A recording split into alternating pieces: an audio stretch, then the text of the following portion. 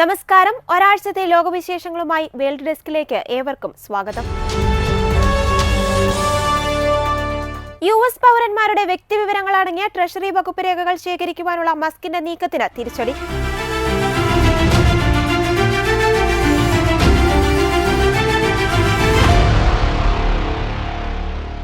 US പൗരന്മാരുടെ വ്യക്തിവിവരങ്ങൾ അടങ്ങിയ treasury വകുപ്പ് രേഖകൾ ശേഖരിക്കുവാനുള്ള ഇലോൺ മസ്കിന്റെ ശ്രമം തടഞ്ഞ് കോടതി.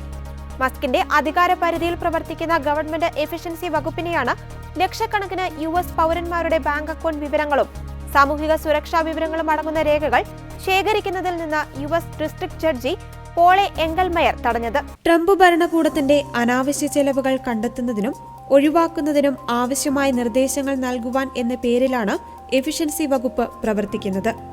എന്നാൽ ഈ സാഹചര്യം ദുരുപയോഗം ചെയ്ത് പൗരന്മാരുടെ വിവരങ്ങൾ ഇലോൺ മസ്കും കൂട്ടരും തട്ടിയെടുക്കുകയാണെന്ന ആരോപണം ശക്തമായിരുന്നു. ഇതുമായി ബന്ധപ്പെട്ട് 19 അറ്റോർണി ജനറൽമാർ നൽകിയ പരാതിയുടെ അടിസ്ഥാനത്തിലാണ് ഇപ്പോഴത്തെ കോടതി ഉത്തരവ്. അതേസമയം വംശീയ വിദ്വേഷ പോസ്റ്റുകളുടെ പേരിൽ ഡിപ്പാർട്ട്മെന്റ് ഓഫ് ഗവൺമെന്റ് എഫിഷ്യൻസിയിൽ നിന്നും രാജിവെച്ച ജീവനക്കാരനെ തിരികെ നിയമിക്കുമെന്ന് ഇലോൺ മസ്ക് വ്യക്തമാക്കിയിരുന്നു. ഡോജിന്റെ മുൻ ജീവനക്കാരനായ മാർക്കോ എലിസിനെയാണ് മസ്ക് തിരികെ നിയമിക്കുവാൻ തീരുമാനിച്ചത്. തെറ്റ് ചെയ്യുന്നത് മാനുഷികമാണ്, ക്ഷമിക്കുന്നത് ദൈവികമാണെന്നും മസ്ക് എക്സിൽ കുറിച്ചു. വംശീയ പോസ്റ്റിന്റെ പേരിൽ രാജിവെച്ച എലിസിനെ തിരികെ നിയമിക്കണമോ എന്ന പോളിന് 78% പേരാണ് അനുകൂലമായി പിന്തുണച്ചത്. ഇതോടെ എലിസിനെ തിരികെ നിയമിക്കുവാൻ മസ്ക് തീരുമാനിക്കുകയായിരുന്നു. അതേസമയം US president Donald Trump, vice president JD Vance തുടങ്ങി ഒട്ടേറെ പേരും എലിസിന്റെ മടങ്ങിവരവിനെ പിന്തുണ നൽകിയിരുന്നു. അതിനിടെ അമേരിക്കൻ സർക്കാരിന്റെ ഡോജ് ടീമിനെ നയിക്കുന്ന ഇലോൺ മസ്കിന്റെ പ്രവർത്തനങ്ങളെ പ്രശംസിച്ച് പ്രസിഡന്റ് ഡൊണാൾഡ് ട്രംപ് രംഗത്തെത്തിയിരുന്നു. മസ്കും ഡോജ് ടീമും മികച്ചതെന്നാണ് ട്രംപിന്റെ പരാമർശം. മസ്കിന്റെ പ്രവർത്തനങ്ങൾ കോടതി വിലക്കിയ സാഹചര്യത്തിലാണ് ട്രംപ് പ്രതികരിച്ചത്. ഒന്നും നേടാനില്ലാതെയാണ് സർക്കാരിനു വേണ്ടി മസ്ക് പ്രവർത്തിക്കുന്നതെന്നും ട്രംപ് പറഞ്ഞു. ഇനി വിദ്യാഭ്യാസ വകുപ്പിലും പെന്റഗണിലും ചിലവുകൾ വെട്ടിക്കുറയ്ക്കുമെന്നും പ്രസിഡന്റ് ട്രംപ് വ്യക്തമാക്കി.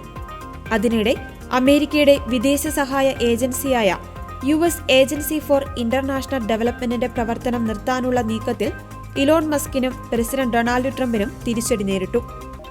ആയിരക്കണക്കിന് ഏജൻസി ജീവനക്കാരെ അവധിയിൽ പ്രവേശിപ്പിക്കുവാനുള്ള തീരുമാനം താൽക്കാലികമായി നിർത്തിവെക്കണമെന്ന് ഫെഡറൽ ജഡ്ജി വിധിച്ചു. 2200 പേരെ ശമ്പളത്തോടു കൂടിയ അവധിയിൽ പ്രവേശിപ്പിക്കുവാനുള്ള നീക്കമാണ് നിർത്തിവെക്കുവാൻ ട്രംപ് നിയോഗിച്ച യുഎസ് ജില്ലാ judge Carl Nichols 2 federal employees അസോസിയേഷനൊപ്പം യോജിച്ചു നിന്ന് നിർദ്ദേശിച്ചത്. തൊഴിലാളികളുടെ അഭ്യർത്ഥന കണക്കിലെടുത്തല്ല തന്റെ ഉത്തരവെന്നും ജഡ്ജി പ്രത്യേകം പരാമർശിച്ചു. American foreign service association, American federation of government employees എന്നീ യൂണിയനുകളാണ് USAID അടച്ചുപൂട്ടുവാനുള്ള നീക്കത്തിനെതിരെ രംഗത്തെത്തിയത്. ഏജൻസിയിലെ 2 സുരക്ഷാ ഉദ്യോഗസ്ഥരെ ട്രംപ് ഭരണകൂടം അവധിയിൽ പ്രവേശിപ്പിച്ചിരിക്കുകയാണ്. കൂടുതൽ മാർഗനിർദ്ദേശങ്ങൾ വഴിയെ നൽകാമെന്നാണ് അറിയിച്ചത്. USAIDയുടെ പ്രവർത്തനങ്ങൾ ഫലപ്രദമല്ലെന്നും US താൽപര്യങ്ങൾക്ക് വിരുദ്ധമാണെന്നുമാണ് ട്രംപ് വാദിക്കുന്നത്. കോവിഡ് മഹാമാരിയിലേക്ക് നയിച്ച പ്രൊജക്ടുകൾ ഉൾപ്പെടെയുള്ള ബയോ വെപ്പൺ ഗവേഷണത്തിന് USAID ധനസഹായം നൽകിയെന്നായിരുന്നു ആരോപണം. ഏജൻസിയെ ക്രിമിനൽ സംഘടന എന്നും വിളിച്ചിരുന്നു. അർജന്റീനയിൽ ചോര നിറത്തിലൊഴുകി നദി, പരിഭ്രാന്തിയിലായി പ്രദേശവാസികൾ.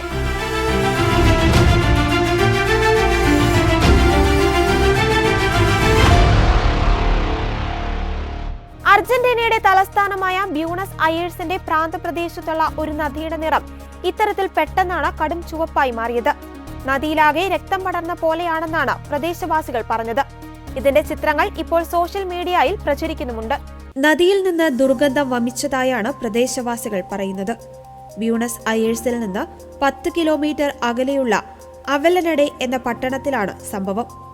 രാവിലെ എഴുന്നേറ്റപ്പോൾ എല്ലായിടത്തും ദുർഗന്ധമായിരുന്നുവെന്നും ഇതോടെ ആശങ്കയിലായെന്നും പ്രദേശവാസിയായ മരിയ ഡുംകോസ് AFPയോട് പറഞ്ഞു.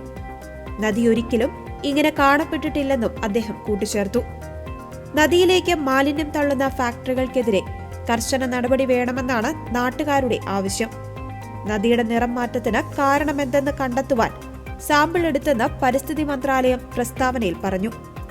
ഈ നദിയുടെ തീരത്തുള്ള ടെക്സ്റ്റൈൽ ഫാക്ടറികളിൽ നിന്ന് പുറത്തുവരുന്ന മാലിന്യമാകാം നദിയുടെ നിറം മാറ്റത്തിന് കാരണമെന്നാണ് പ്രാഥമിക വിലയിരുത്തൽ. തുണികളുടെ ഡൈകളിൽ ഉപയോഗിക്കുന്ന വിഷപദാർത്ഥമായ അനിലിനാവാം ഈ നിറം മാറ്റത്തിന് കാരണമെന്നും അധികൃതർ പറഞ്ഞു. അമേരിക്കയിൽ നിന്ന് ഇറക്കുമതി ചെയ്യുന്ന വിവിധ ഉൽപ്പന്നങ്ങൾക്ക് നികുതി ചുമത്തി ചൈന.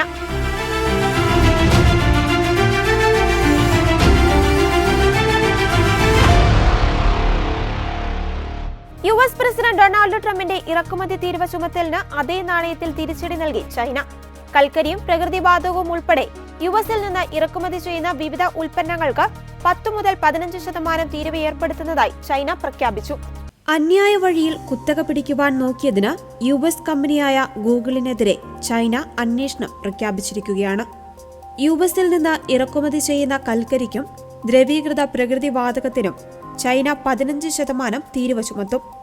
അസംസ്കൃത എണ്ണ, കാർഷിക ആവശ്യത്തിനുള്ള യന്ത്രങ്ങൾ, വലിയ എഞ്ചിനുള്ള കാറുകൾ എന്നിവയ്ക്ക് 10% നികുതിയും ഏർപ്പെടുത്തും. ഇത് തിങ്കളാഴ്ച നിലവിൽ വരും.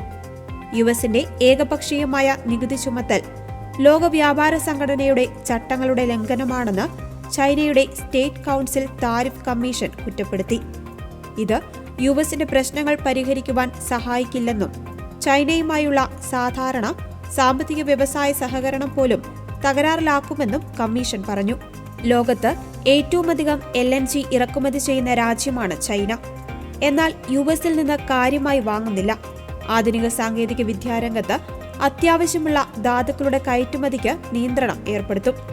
യുഎസിന്റെ സാമ്പത്തിക മേഖലയ്ക്ക് ആവശ്യമെന്ന് US ജിയോളജിക്കൽ സർവേ പറഞ്ഞിട്ടുള്ള ധാതുക്കളായ tungsten, tellurium, bismuth, molybdenum, indium ഉൾപ്പെടെയുള്ളവ നിയന്ത്രണത്തിന്റെ പരിധിയിൽ വരും. ചൈനയിലെ കുത്തകവിരുദ്ധ നിയമങ്ങളനുസരിച്ച് ഗൂഗിളിനെതിരെ അന്വേഷണം നടത്തുമെന്ന് state administration four market regulation അറിയിച്ചു. ചൈനയിൽ ഗൂഗിളിന്റെ പ്രവർത്തനം വ്യാപകമല്ല. ഗൂഗിളിന്റെ സെർച്ച് എഞ്ചിൻ അവിടെ തടഞ്ഞിരിക്കുകയാണ്. ചൈനീസ് സർക്കാരിന്റെ സെൻസർഷിപ്പ് നിയമങ്ങൾക്ക് വഴങ്ങുവാൻ വിസമ്മതിച്ച് 2010 കമ്പനി അവിടം വിട്ടിരുന്നു. കാൽവിൻ ക്ലെയിൻ, ടോമി ഹിൽഫിഗർ എന്നീ ബ്രാൻഡുകളുടെ ഉടമകളായ PVH ഗ്രൂപ്പ്, ബയോടെക്നോളജി രംഗത്ത് പ്രവർത്തിക്കുന്ന ഇലുമിന എന്നീ കമ്പനികളെ ചൈന വിശ്വസിക്കുവാൻ കൊള്ളാത്ത സ്ഥാപനങ്ങളുടെ പട്ടികയിൽ ഉൾപ്പെടുത്തി. ഈ പട്ടികയിലുള്ള കമ്പനികൾക്ക് ചൈനയിലേക്ക് കയറ്റിറക്കുമതിക്കോ അവിടെ പുതിയ നിക്ഷേപമിറക്കുവാനോ കഴിയില്ല. ആദ്യവട്ടം പ്രസിഡന്റായിരിക്കെ 2018 ട്രംപ് ചൈനീസ് ചരക്കുകൾക്ക് തീരുവ ഏർപ്പെടുത്തിയപ്പോഴും ഇതേ രീതിയിൽ അവർ തിരിച്ചടിച്ചിരുന്നു. ഹാരിയെ നാടുകടത്തുവാൻ പദ്ധതിയില്ലെന്ന് വെളിപ്പെടുത്തി ട്രംപ്.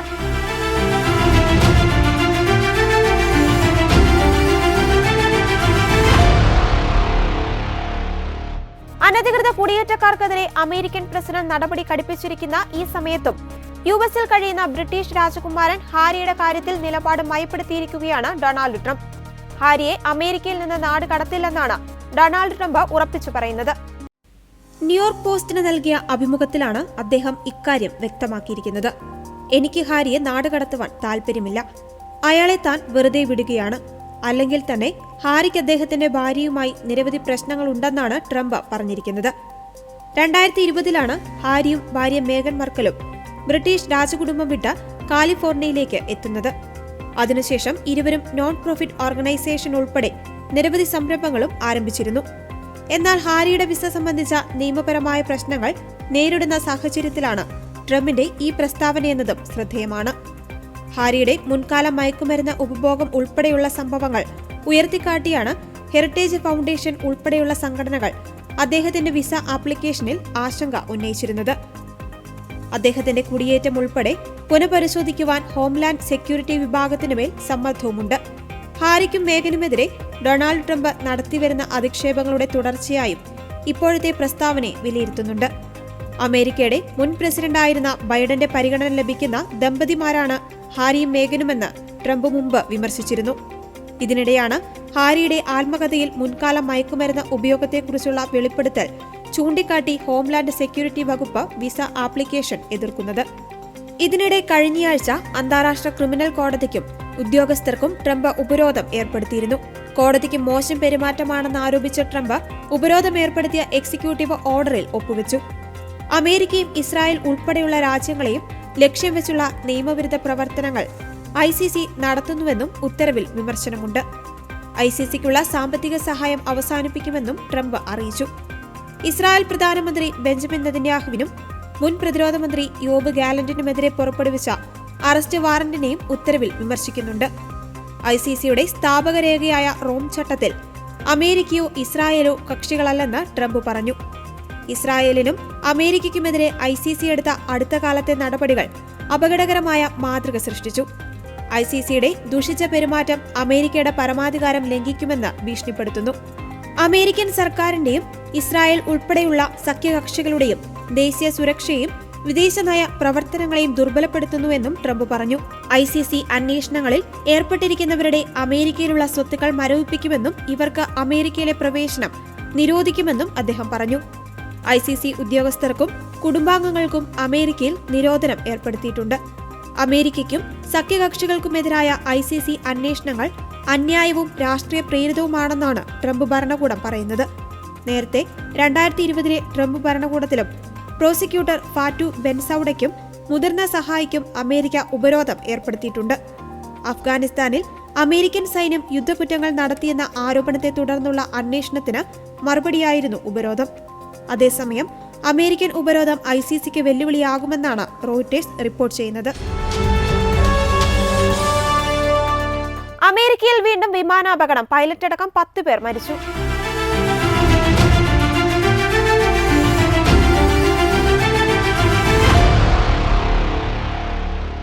നോമിലേക്കുള്ള യാത്രാമധ്യേ അലാസ്കയ്ക്ക് മുകളിൽ വെച്ച കാണാതായ US-ന്റെ ബെറിംഗ് എയർ കമ്മ്യൂട്ടർ വിമാനം തകർന്നു വീണ നിലയിൽ കണ്ടെത്തി. അലാസ്കയുടെ പടിഞ്ഞാറൻ തീരത്തെ മഞ്ഞുപാളികളിൽ നിന്നാണ് വിമാനം കണ്ടെത്തിയത്. വിമാനത്തിലുണ്ടായിരുന്ന 10 പേരും മരിച്ചു. ഇവരുടെ മൃതദേഹങ്ങൾ കണ്ടെത്തിയതായി രാജ്യാന്തര മാധ്യമങ്ങൾ റിപ്പോർട്ട് ചെയ്തു. പൈലറ്റും 9 യാത്രക്കാരുമാണ് വിമാനത്തിൽ ഉണ്ടായിരുന്നത്. വ്യാഴാഴ്ച ഉച്ചകഴിഞ്ഞ് ഉലനക്ലീറ്റിൽ നിന്നാണ് വിമാനം യാത്ര തിരിച്ചത്. നോമിന് ഏകദേശം 12 മൈൽ അകലെയും 30 മൈൽ തെക്കു കിഴക്കുമായിട്ടാണ് അപകടം നടന്ന സ്ഥലം. US സിവിൽ എയർ പെട്രോളിൽ നിന്നുള്ള റഡാർ ഡേറ്റ പ്രകാരം വ്യാഴാഴ്ച ഉച്ചകഴിഞ്ഞാണ് വിമാനവുമായുള്ള ബന്ധം നഷ്ടപ്പെട്ടത്. അതേസമയം അപകട കാരണം വ്യക്തമല്ല. പ്രദേശത്ത് ചെറിയ രീതിയിൽ മഞ്ഞുവീഴ്ച ഉണ്ടായിരുന്നതായാണ് റിപ്പോർട്ട്. 8 ദിവസത്തിനിടെ US-ൽ സംഭവിക്കുന്ന 3ാമത്തെ വലിയ വിമാന ദുരന്തമാണ് അലാസ്കയിലേത്. ജനുവരി 29-ന് വാഷിംഗ്ടണിൽ വിമാനവും സൈനിക ഹെലികോപ്റ്ററും കൂട്ടിയിടിച്ച് 67 പേർ മരിച്ചിരുന്നു. ജനുവരി 31-ന് ഫിലാഡൽഫിയയിൽ വിമാനം തകർന്നു വീണ് 7 പേരാണ് മരിച്ചത്. ഇതോടെ വേൾഡ് ഡെസ്ക് പൂർണ്ണമാകുന്നു. കൂടുതൽ ലോകവിശേഷങ്ങളുമായി അടുത്തയാഴ്ച വീണ്ടും കാണാം. നന്ദി.